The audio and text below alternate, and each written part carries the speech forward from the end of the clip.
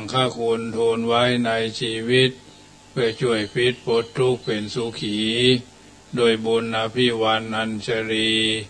สวสดีโดยการนิรันดร์เทิน10 นิ้วกราบแนบใต้ไหวสาปารมีธรรมในครูบาอาจารย์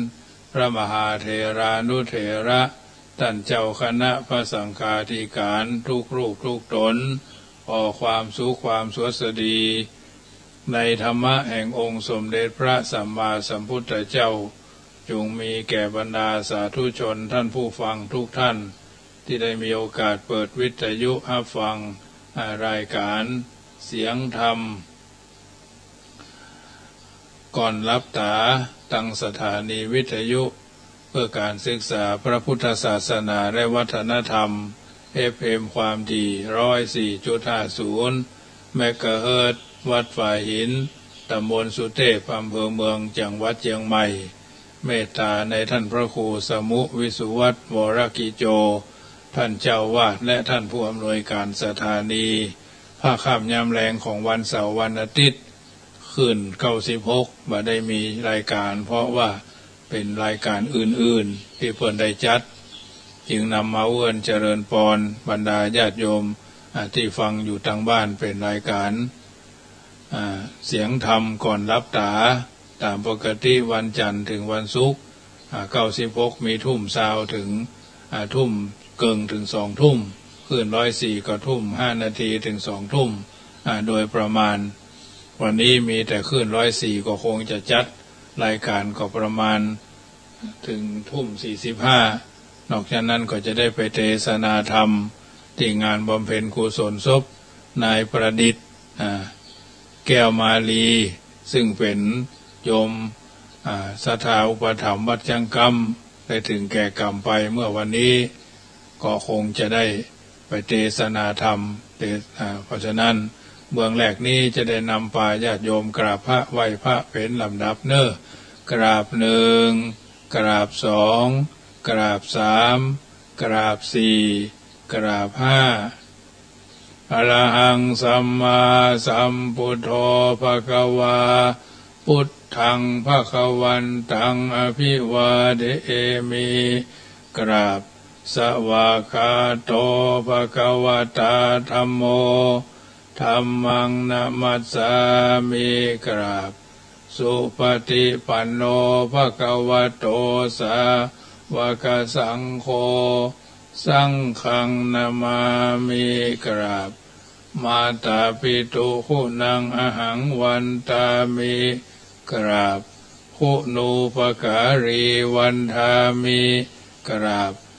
พระพุทธกราบพระธรรมกราบพระสงฆ์กราบระลึกถึงคุณพ่อคุณแม่กราบระลึกถึงคุณของครูบาอาจารย์ต่อไปก็ตั้งอกตั้งใจสมทานแก้ว5 โกฏากโยสันนิสิโนวราโพธิโมเลมรังสะเสนังมหันติงวิจโยสัมโพธิมากันจิงวะอนันตัญญโนโลกุตตโมทังปันนามามิอัตพุทธังอัตถังคิโกอริยปัตโตจนานังโมคปเวสายา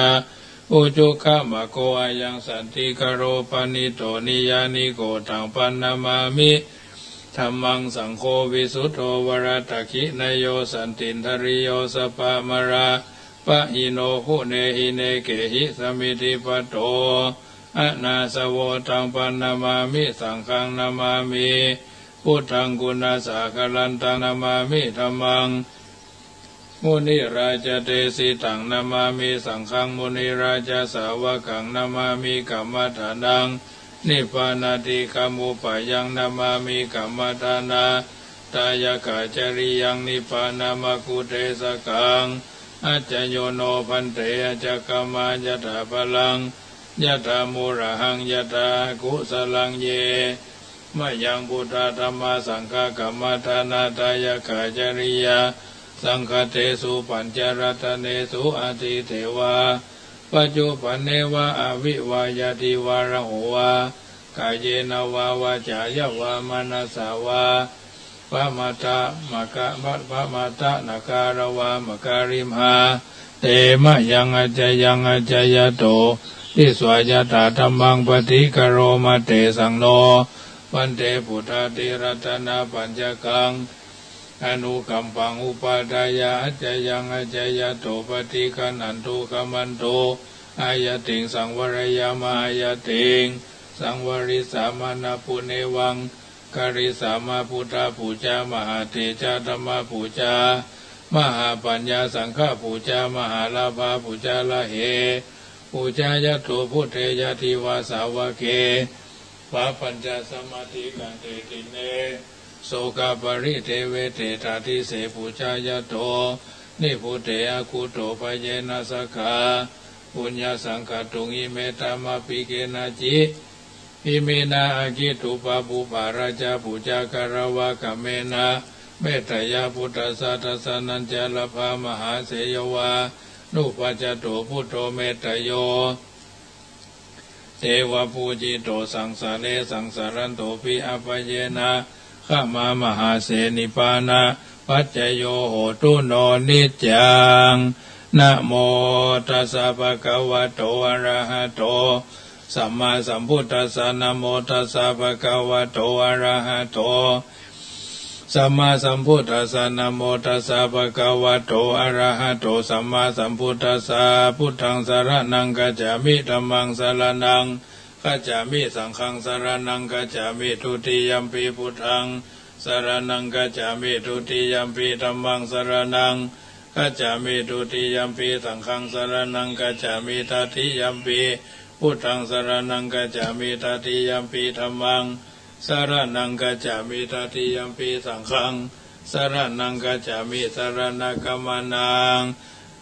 พุทโธสัพพัญญูทยโนธัมโมโรกุตโรนาวะ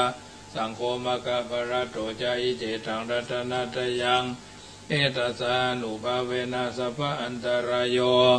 วินาสันตุโนนะโมเมสัพพะพุทธานังตัวติงสาวะพระรักขโนตันหังกโรมหาวิโรเมทังกโรมหายาโสสารนังกโรโลกาหิโตทิปังกโล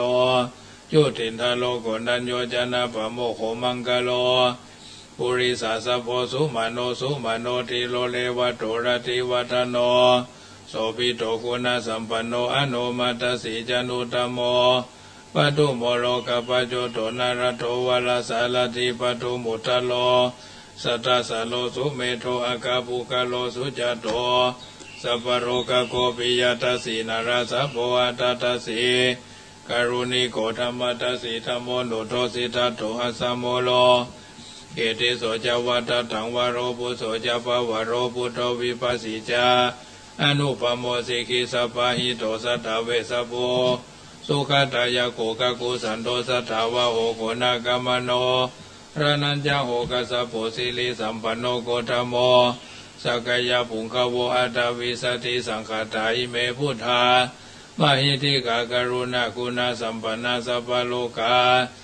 พิปุจิตวะเอเตทัสสะปะระพุทธาอุตตมหะกะปุการะเตปิสังฆคุณาสุปิติเยอมตัมปะทาเอเตพุทธาติทัจจมังคลา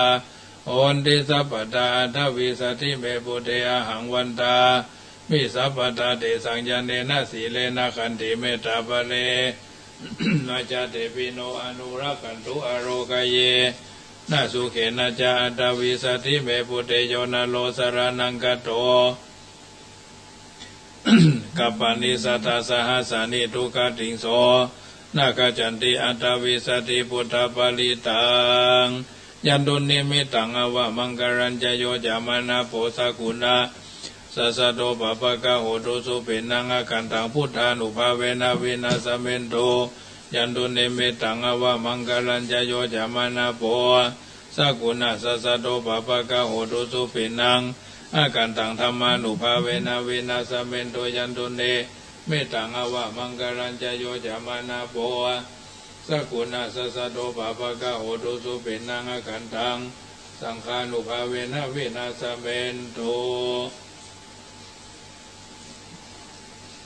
บทอาตานาติยะปริตเนอภัสสเนหินาทัสสะสะสะเนสัตถุสัมมเตอมนุเสหิจันเดหิสัทธากิมพิสการิปีปริสานัญจตัสสานัญจมหิงสายาจพุติยา ยันเทเสสีมหาวิโรปริตันตัมพนามเหวิปัสสิสนามัตุจักขุมันตัสสะสิริมัตโตสิกิสปินามัตโตสัพพพุตตานุกัมปิโนวัตนาเวสะพุทธานามัตโตนาหาตกัสสะตัปปสิโนนามัตโตกะคุสันทัสสะมราเสนะปมัตติโนโกนาคมนัสสะนามัตโตพมนัสสะวุสีมัตโตกัสสะปัสสะนามัตโตวิปมุตตัสสะสัพพติอังคีลัสสะสะนามัตโตสักกายปุตตัสสะสิลิมัตโตสะโยอิมังธัมมะมัตเตเสสีสัพพทุกขาปนุทานังเยจะปินิพุทธาโลเกยถาพุทธังวิปัสสิสุงเตชนะอภิสุนามหันตาวิทัสสารทาหิตังเดวมนุษย์สานังยานามาสันติโคตมังวิชาจารณะสัมปันนังมหันตังวิทัสสารทังวิชาจารณะสัมปันนังพุทธังวันธามโคตมันติเอเตจันเยจะสัมพุทธาอเนสะอเนกาสัตตโกตโยสเปพุทธาอสัมมาสัมมาสัพเพพุทธามหิติกาสัพเพทัสสะปรูเปตาเวสาลเจหุปกาตาสัพเพเตปฏิจานันติอาภัสสนะอาภัสสนะฐานามุตตมังสีหานาทังทันเตเทปริสาสุวิสารตาพระมาจักังภวเทนตามราเสนาปมาตินังอภูเปตาอุทธเมหิอัฏฐารสหินายากาตวัติงสาพระกนุเปตาสีทยานุพยัญชนะทราพยาปัมปภายาสุปภาสัพเพเทมุนิกุญจลาพุทธาสัพพัญญูโนเอเตสัพเพขีนาสวาจิตามหาปภามหาเตจามหาปัญญามหาปรามหากรุณิกาติลาสัพเพสัพเพสานังสุขาวหาทิปานาถาปฏิทาจาตินาตานาเรนาจปานินังคติพันโธมหาสาสาสารนาจหิเตสิโนสเทวกัสสะโลกัสสะสัพเพเทปรายนาเทสาหังศีลสาปเทวันธามิปุริสุตเมวัจสามานัสสะเจวะวันธาเมเถตถาคเถสยเนอาสเนฐานิกามเนจปิสัพพทาสัพสัทธาสุเขนารากันโตพุทธาสันติกราตุวังเตหิตวังรักขิโตสันโตมุตโตสัพพะเยนะจัสสัพพะโรควินีมุตโตสัพพะสันตาภวจิโตสัพพะเวรมติกันโตนิพุตโตจตุวังภวสัพพิติโยวิวัจจันโตสัพพะโรโควินัสสตุมาเถภวัตวันตรายโยสุขีติกายุโกภวะอภิวาทนาสีลิสนิจังพุทธาปัจจายโนจตารโรธรรมวัฏันติอายุวันโนสุขังพลังยะโตหังภคินิอริยยะจติยะจโตนาภิจานามิสัจจิจาปนังชีวิตาวโรเปตาเตนะสัจเจนะโสติเตโหตุโสติข้าพเจ้าปุจจังโกสติสังฆาโตธรรมานังวิจโยตถาวิริยมปิติปัสสติปุจจังกาจตถาปเรสมาธุเปกะปุจจังกาสเตเถสัพพทัสสินามุนีนาสมัทธคตาภาวิตาภหุริกตาสังวัตันติอภิญญาญาณิพานายาจโพธิยาเอเตนะสัจวะเจนะโสติเตโหตุสัพพทาเอกสมิงสัมมาเยนะโทโมคารานันจักสัพพังหิลาเนทุขิเตติสวะปุจจังเคสัตตเทสจิเตจตังอภินันทิตวาโรคามุนจิงสุตังคะเนเตนะสัจวะเจนะโสติเตโหตุสัพพทาเอกทาธรรมราชาภิเคลันเจนะปิปินิโตจุนทเตเรนะตันเยวะปนาเปตวนาสัทธลังสมโมทิตวจะอาปทาธรรมาวุธาสิทานาโสเอเตนะสัจวะเจนะโสติเตโหตุสัพพทาปะหินาเตจะอาปทาตินานัมปิมเหสีนังมกะหตาคิเลสาวะปัตตานุปติธรรมตังนิเตนะสัจวะเจนะโสติเตโหตุสัพพทาอหังสุขิโตโหมิอหังอเวโรโหมิอหังอภยาปโชโหมิอหังอนิโกโหมิอหังสุขีอัตตานังปริหารามิสัมปติชามินาสังสีโมพระมาจมหาเทวาสเพยคาปรายันติพระมาจมหาเทวาสเพยคาปรายันติพระมาจมหาเทวาอภิราภาภวันตุเมมหาปุญโญมหาลาโภภวันตุเมมิเตภาหุอาติพุทธมาอาอุนะโมพุทธายะวิรัตโยวิระโกนายังวิระหิงสาวิรัตาสีวิรัตาสาวิระอิติโยพุทธสามานีมามาพุทธสาสวะโหมสัมปติชามิเพ่งเพ่งภาภาหารือโม มุนินทาวาทานัมพุชะกาภาสัมภาวะสุนทรีปานินังสารนังวารีไมหังปิยานาตังมะนัง ข้าพระเจ้าขอตั้งจิตอุทิศผลบุญกุศลนี้แผ่ไปให้ไพศาลถึงพ่อแม่และครูบาอาจารย์ทั้งลูกหลานญาติมิตรสนิทกันคนเคยร่วมกิจการงานเพื่อพระพุทธศาสนาทั้งหลายจงมีส่วนได้ในบุญกุศลผลของข้าพเจ้าทั้งเจ้ากรรมนายเวรเทพเทวันขอให้ท่านได้กุศลผลนี้เถิดญาติโยมสาธุชนท่านผู้ฟังทั้งหลายอันนี้เป็นสัจธรรมคำสอนในทางพระพุทธศาสนาเอาท่านทั้งหลายดำเนินชีวิตมาถึงวันนี้ผ่านไปแล้ว7 เดือนเข้าเดือนที่7เนาะ6 เดือนมกราถึงมิถุนาก็6 เดือนผ่านไปบัดนี้เข้าเดือนที่7 ทุกชีวิตต่างฮักและห่วงแหนชีวิตแต่ชีวิตก็เป็นสิ่งที่บ่แน่นอนญาติโยมประเดี๋ยวก็ฮ้อนประเดี๋ยวก็หนาวประเดี๋ยวก็สุขกำเดียวก็ทุกข์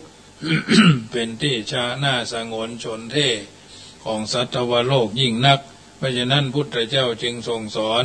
อย่าประมาทในวัยและชีวิตว่าจะในความสุขหรือในความทุกข์เพราะชีวิตแตกดับได้ง่ายในพริบตาไปประมาทมัวเพลิดเพลินในชีวิตในทางที่ผิดแม้จะยังบ่ตายก็ชื่อว่าตายแล้วในโลกนี้ตรงกันข้ามผู้ประมาทแม้เพียงเสี้ยววินาทีเดียวถึงกายถึงวาจาและความคิดจริตจิตใจแม้จะมีชีวิตอยู่เพียงวันเดียวผู้นั้นก็ชื่อว่าเกิดมาบ่ตายเปล่าแม้ตัวชีวิตเอาจะรักษาไว้บ่ได้แต่คุณค่าของชีวิตที่สร้างขึ้นมาและรักษาไว้คือดีนั่นจะดำรงคงอยู่ในความทรงจำและติดอยู่กับโลกนี้ตลอดไปเป็นอมตะนิรันดร์กาลชีวิตเฮาท่านทั้งหลายก็เหมือนพยับแดดเวลาฝนตกเฮาจะหันแสงหรือ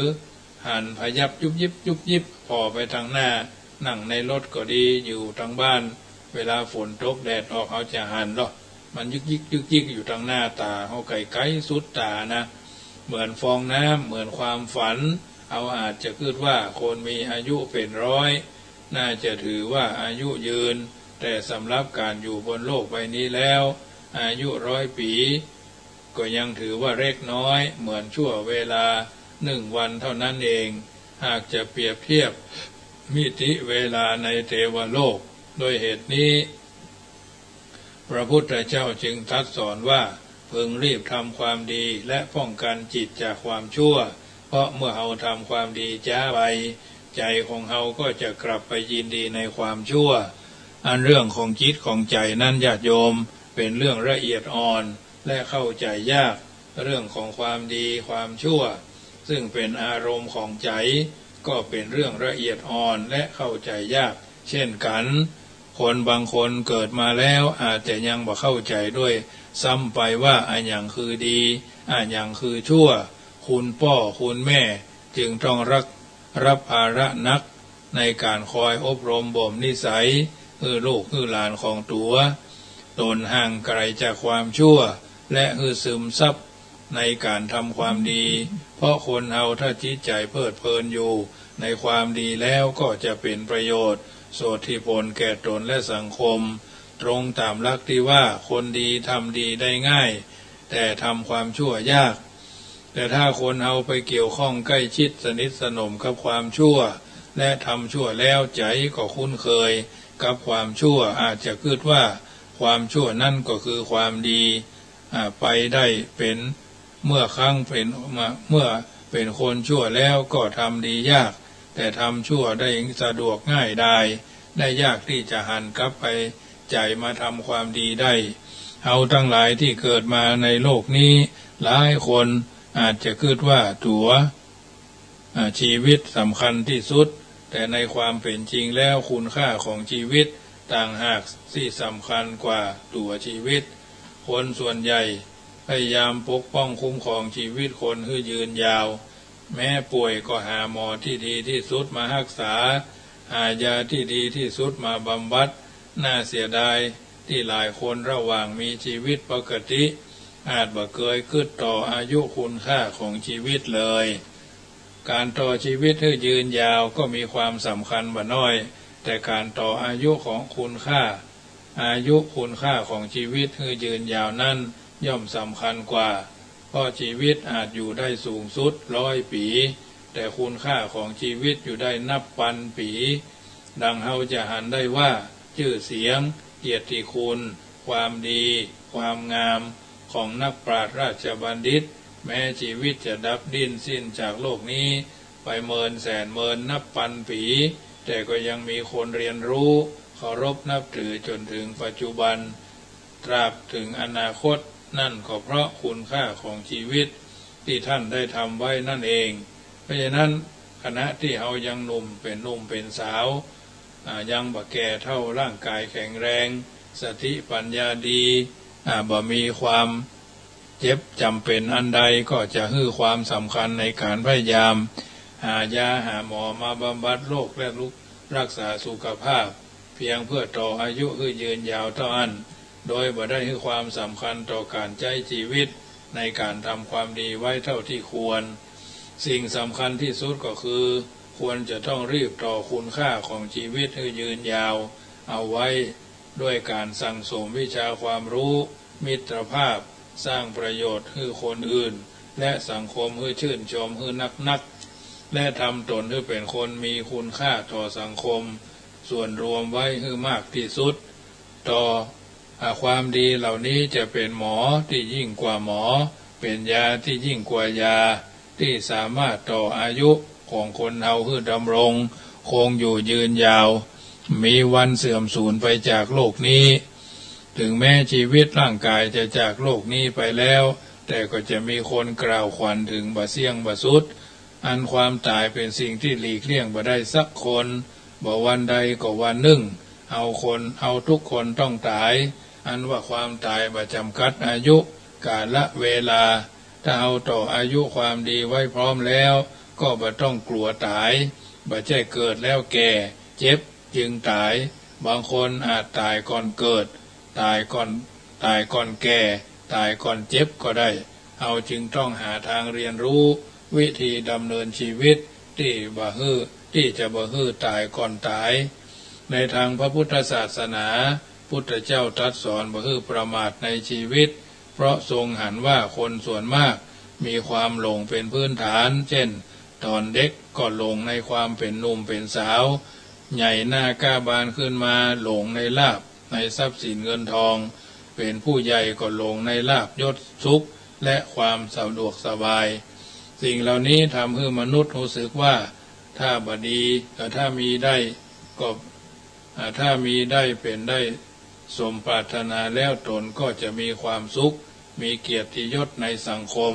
แต่ถ้าบ่เข้าใจความหมายของความเป็นหนุ่มเป็นสาวบ่เข้าใจทรัพย์สมบัติบ่เข้าใจในลาภยศว่ามีไว้เพื่ออะไรยังก็จะบ่ก่อให้เกิดประโยชน์อะไรอย่างเลยหากแต่เพียงเพื่อความสุขในใจของตนเท่านั้นในทางพระท่านบอกว่าผู้ใดเป็นผู้ฮื้อผู้นั้นย่อมเป็นที่ฮักดังพุทธภาษิตที่กล่าวเอาไว้ว่าทะมาโนปิยังโหติในที่นี้ก็หมายความว่าความเป็นหนุ่มเป็นสาวทำให้คนเฮาแข็งแรงสามารถเป็นผู้ฮื้อได้มากกว่าคนสูงอายุซึ่งร่างกายทรุดโทรมเช่นคือความสนุกสนานเพลิดเพลินคือการช่วยเหลือคุ้มครองป้องกันภัยเช่นทหารคุ้มครองชาติบ้านเมืองได้ดีเพราะมีร่างกายแข็งแรงว่องไวคนมีทรัพย์สมบัติหากเก็บไว้เฉยๆทรัพย์ก็ไร้ความหมาย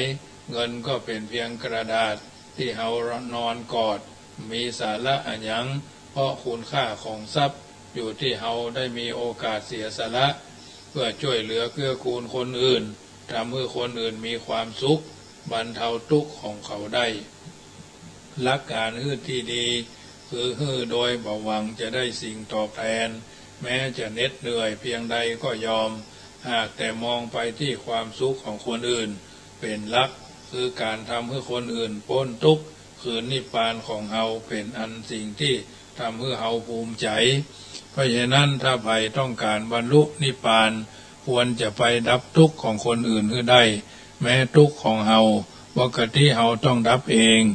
แต่ถ้ามีคนที่มีใจสูงมาช่วยดับได้เฮาก็จะเกิดความรู้สึกซาบซึ้งในพระคุณเป็นอย่างยิ่งเพราะถ้าต่างคนต่างคิดและทำได้เช่นนี้ความหันแก่ตัวก็บ่เกิดขึ้นแก่ใครเลยเอาทุกคนจึงควรทำความรู้สึกไว้ในใจเสมอว่าจะทำอย่างใดคนอื่นถึงจะมีความสุขมากกว่าเฮาหรือจะทำอย่างใดเฮาจะช่วยเขาให้พ้นทุกข์ให้มีความสุขความปราบปลื้มยินดีกว่านี้ความคิดเช่นนี้เป็นการทำลายความอิจฉาริษยาความดีและความสุขของคนอื่นอันเป็นการบำเพ็ญบารมีที่สำคัญมากแม้วันนี้เฮาอาจจะยังทำบ่ได้แต่ถ้าเฮากึดอย่างนี้บ่อยๆจิตใจของเฮาก็คล้อยตามความคิดดีๆนั้นได้ง่ายและสุดท้ายก็สามารถลงมือทำได้อย่างรวดเร็วการมียศมีลาภมีเกียรติก็เช่นกันมีไว้เพื่อเป็นเพื่อตนคนเดียวแต่เพื่อเกียรติยศของตนเพื่อคนอื่นได้ชื่นชมเช่นเวลาคนมีเกียรติมียศไปสถานที่ใดสถานที่นั้นก็เป็นที่มีเกียรติไปโดยผู้คนก็รู้สึกภาคภูมิใจเคารพยกย่องก็กลายเป็นสถานที่ศักดิ์สิทธิ์ไปโดยบางแห่งแม้เพียงก้อนอิฐก้อนหินธรรมดายังมีคุณค่ายิ่งใหญ่นั่นเป็นเพราะทำให้เกียรติยศของเฮาเป็นประโยชน์เกื้อกูลต่อคนอื่นเกียรติยศของเฮาจึงบ่ใช่มีไว้เพื่อตัวเฮาเองเท่านั้นหากแต่มีไว้เพื่อทำให้คนอื่นภาคภูมิใจโดยชีวิตที่งดงามน่าชื่นชมเพราะเลี้ยงลูกได้ดีทุกคนแม้เมื่อมีโอกาสเลี้ยงหลานก็สอนหลานให้ได้ดีทุกคนสิ่งที่เห็นชัดก็คือหลานของคุณแม่มักจะนึกถึงคนอื่นมากกว่าตนเองเสมอยอมทุกข์ยากลำบากเพื่อคนอื่นมีความสุขมากกว่าตนเองคุณธรรมข้อนี้ถือเป็นคุณค่าที่ยิ่งใหญ่ที่คุณแม่คุณพ่อได้อบรมพร่ำสอนลงไปในสายเลือดทั้งลูกทั้งหลานถือว่าเป็นมรดกตกทอดของชาติของคนในประเทศยิ่งใหญ่หากเขาท่านทั้งหลายปรารถนาที่จะประสบความสุขมีคนฮักคนชื่นชมและอายุยืนยาวควรปฏิบัติตามคติธรรมหลัก7 อซึ่งผู้รู้ได้ก่อนไกลกล่าวเอาไว้จะนำมาอุเอิญเจริญพรบรรดาญาติโยมสาธุชนนำไปพิจารณาปรับใช้ในการดำเนินชีวิตของเฮาท่านทั้งหลายเป็นลำดับไปรายการเสียงธรรมก่อนรับตาประจำเมื่อค่ำยามคืนของวันนี้ก็คงจะไม่ได้จัดเต็มเวลาก็จะได้นำรายการจากท่านไปก่อนเพราะว่ามีรายการเทศนาธรรมงานข่าวนำในหมู่บ้านก็ถือโอกาสวันนี้และวันพรุ่งนี้ก็คงจะไม่ได้จัดรายการเต็มเวลาเนาะนึกถึงความตายหนีบ่พ้นเพิ่นบอกเอาไว้ว่าสัตว์ในโลกาเกิดมาบ่แคล้วสั่งขานแก่แล้วมันถึงบ่ไหวเปลี่ยนไปเทื่อนิดชีวิตจิตใจเนื้อตัวคิงใบพ่อในเหี่ยวด้านจักเนี้ยการหยังการหลวงการบ้านเป็นที่รำคาญเมื่อยล้าปวดตัวฟังตาสมองจังสั่งจ้าสันเตื้อเหมือนบ้าปาลาเอาของไว้ปุ้นจนเตียวเสาะหาว่าเมื่อตะวาเอาวาไว้นี่มนุษย์คนเอาเป็นเอาอย่างอี้จะลามีมาจวบปบ40ลืมหน้า50ค่อยครบทบบวกเข้าหลงลืมเป็นอย่างอี้แต่ไผบ่ต้องฝืนมาหนึ่งนังเป็นไปอย่างอี้อนิจจกรรมนำมาก้อนกี้มันหากติดมาบีบคั้นอันว่าสังขารธรรมชาตินั้นมีในตัวหั่นเนินนายหนุ่มแก่ก็ลุกผุไปจนตายเปรียบเหมือนตุงใจบนก้างเชือกห้อยถูกแดดถูกฝนลมพัดเตือนน้อยพุดหล่นลงดินย่อยยับหนุ่มแก่ทั้งหลายไปเพียที่พับทับดับธาตุสี่เสียงหมดไป สัตว์โลกเฮานี้ย่อมสุดวิสัยมันจักเป็นไปตามกรรมขีดเส้นมีหมอมียาวิเศษบ่เล่นสุดจักเยียวยาและไทยบางเมื่อเป็นคนทำบุญเอาไว้ก็เพื่อจะได้ผลดีจิตใจนั้นสดใสผ่องสีทำแต่ความดีละชั่วได้ชั่วและดีเป็นเหมือนเทียนใต้ติดตามตัวไปบ่ห่างถึงตัวเฮาตายมาลายม้อยมั่งยังมีสิ่งอันความดีเหลือฝากเอาไว้ในโลกโลกีว่าเฮายังมีดีไว้อวดอ้างจะไปสวรรค์ก็ควรสรรสร้างหนทางไปบนจันฟ้าฝั่งทำความดีอย่ารีรอจ้าเวลาบ่ท่าเฮานาอายุคนนั้นมันสั้นแต่หนาบ่ฮู้เวลาวันตายเน้อเจ้าทำบุญกุศลอย่ารอฮื้อเท่าหนุ่มสาวชิงเราได้พร้อมขอโทษเอาอาไหว้สานอบน้อมขอปงเข้าก้อมซอยใหญ่ที่เอาไว้ล้อนบ่ถูกใจขออภัยหอมยับเสียเต้าอี้วันนี้รายการเสียงธรรมก่อนรับตาจะขอนำรายการจากท่านไปก่อนเนอะพบปะกันใหม่วันพรุ่งนี้ก่อนนำรายการจากท่านไปวันพรุ่งนี้อาตมาภาพจะนำปาญาติโยมผู้มีกุศลเจตนาไปน้อมถวายเทียนพรรษาผ้าอาบน้ำฝนขีลานปัจจัยตามสมควรวัดในตำบลมะกอกเริ่มต้นตั้งแต่8 โมงครึ่งณวัดหนองซ้อยหมู่ที่1ตำบลมะกอกถัดนั้นมาก็วัดพระนอนม่อนช้างหมู่ที่9หมู่ที่8ตำบลมะกอกถัดนั้นมาก็วัดตีนดอยหมู่ที่2ตำบลมะกอก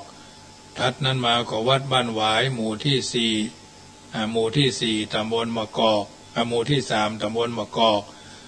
ถัดนั้นมาก็วัดบ้านมะกอกหมู่ที่5ตำบลมะกอกถัดนั้นไปก็วัดสันกำแพงหมู่ที่6หมู่ที่5ตำบลมะกอกถัดนั้นมาก็วัดพระพุทธบาทตากผ้าหมู่ที่6ตำบลมะกอกถัดนั้นมาก็วัดล้อมพระเจ้าตองหมู่ที่7ตำบลมะกอกถัดนั้นมาก็วัดสำนักสงฆ์หลวงพ่อโชคใหญ่ทันใจหมู่ที่7ตำบลมะกอกถัดนั้นมาก็วัดช้างคำหมู่ที่6ตำบลมะกอก10 วัด10 วาญาติโยมมีโอกาสก็ร่วมกินร่วมทานด้วยกันเนอะวัดละบาท2 บาท10 บาท20 บาทจะใดจะนึ่งก็มีโอกาสก็กินงานหยาดน้ำด้วยกันเนอะกึดจะได้ค่อยใจถึงแปลงใจถึงก็โทรศัพท์หาได้เมื่อว่างเว้นจากภาระ06154765390615476539วันนี้กึดจะได้ค่อยใจถึงไหวพระสวดมนต์เรียบร้อยตั้งกันรายาณจิตว่าบุญกุศลในธรรมวันนี้เป็นกำไรก็ว่าเป็นขาดทุนก็อยู่ที่ตัวเอาท่านทั้งหลายรัตนัตยานุภาเวนะรัตนัตยเตจสาพุทโธบังซ้ายธัมโมบังขวาสังโฆบังกายาอะระหังบังเกสาอะระหังพุทโธนะโมพุทธายะอายุวันโนสุขังปะลังขอ